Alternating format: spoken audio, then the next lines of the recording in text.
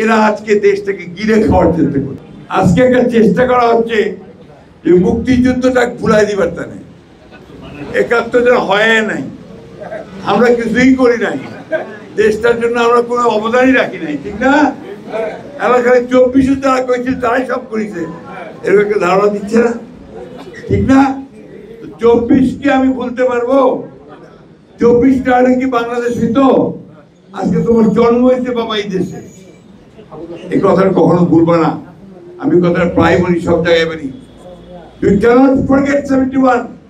ওই ৭১-এ আমার হাজার হাজার ভাইকে শহীদ করা হয়েছে, অন্যায়ভাবে গুলি করে হত্যা করা হয়েছে।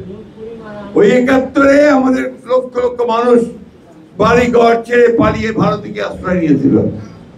ওই ৭১-এ আমাদের মা বন্ধুকে অন্যায়ভাবে তাদেরকে অত্যাচার করে, নির্যাতন করেছিল, দানি করে তাদেরকে হত্যা করা হয়েছিল।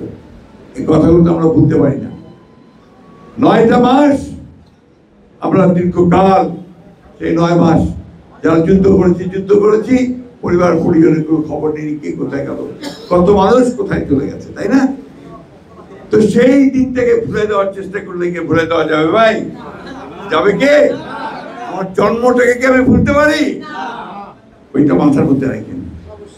আজকে সুপরিকল্পিত হবে একটি চক্র, একটি মহল, যারা ১৯৭১ সালে পাকিস্তান হানাদার বাহিনীর সঙ্গে যোগ সাজস করে এই দেশের মুক্তিযোদ্ধাদের হত্যা করেছিল, তার পরিবারদের হত্যা করেছিল, তাদের মেয়েদেরকে তুলে দিয়েছিল খান বাহিনীর হাতে, তাদের সঙ্গে এই দেশের মানুষ আপোষ করতে পারে?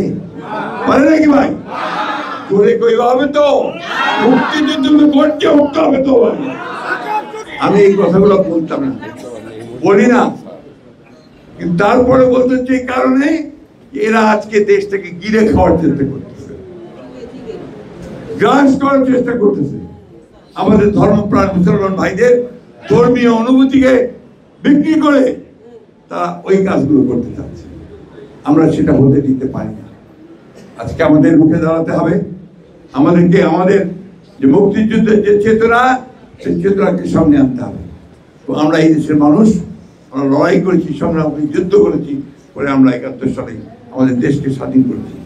সেই দিন প্রেসিডেন্ট জিয়াউর রহমান একটি বীর মুক্তিযোদ্ধা, স্বাধীন ঘোষক, তিনি এই মুক্তিযোদ্ধা সংসদকে রহিম ভাই বলবেন, আমি অত বলতে চাই না, কিভাবে সাহায্য সহযোগিতা করেছিলেন, কিভাবে মুক্তিযোদ্ধাদের সামনে এনেছিলেন।